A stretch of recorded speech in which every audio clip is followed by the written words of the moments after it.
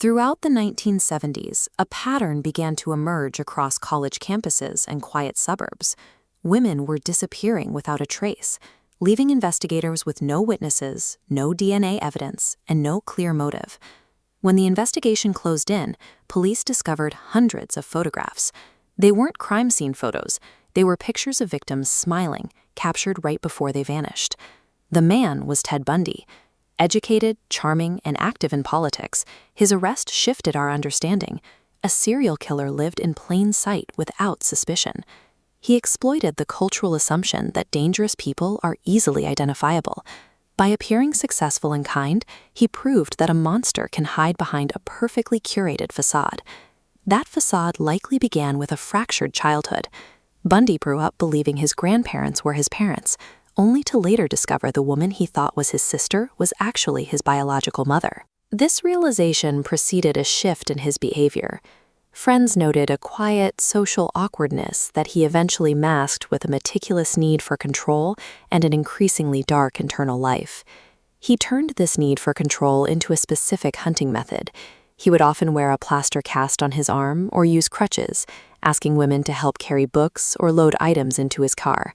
This was a calculated exploit of human behavior. This diagram shows how he would use a request for assistance to lower a person's defenses, turning a victim's natural instinct to help someone in pain into a point of total vulnerability. He didn't rely on shadows or sudden force. He used politeness as a weapon, making social decency the primary tool for his crimes. The era's lack of forensic infrastructure played directly into his hands.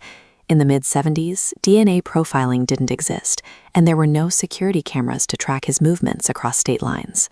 This technological gap, combined with his unassuming appearance, allowed him to move through university towns and residential areas without being flagged by law enforcement. As the list of missing persons grew across the map, universities changed campus rules and parents kept their daughters inside. Yet the murders continued because no one could connect these crimes to a single, respectable-looking law student. His audacity extended into the legal system itself. Even after his initial arrest, he managed to escape from custody twice, once jumping from a courthouse window and later crawling through a hole in a jail cell ceiling. His ability to blend in allowed him to operate as a ghost, moving through the justice system as easily as he moved through the suburbs. His run finally ended in 1978 in Pensacola, Florida, when an officer stopped him in a stolen vehicle. During the arrest, he remained eerily composed. He smiled at the officers, seemingly confident that he could once again use his charm to talk his way out of a conviction. His trial became a national spectacle. Millions watched the televised proceedings, struggling to reconcile the articulate man on screen with the more than 30 murders he was accused of committing.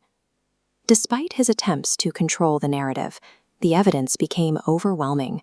Bundy eventually confessed to dozens of killings, though investigators believe the actual number was much higher.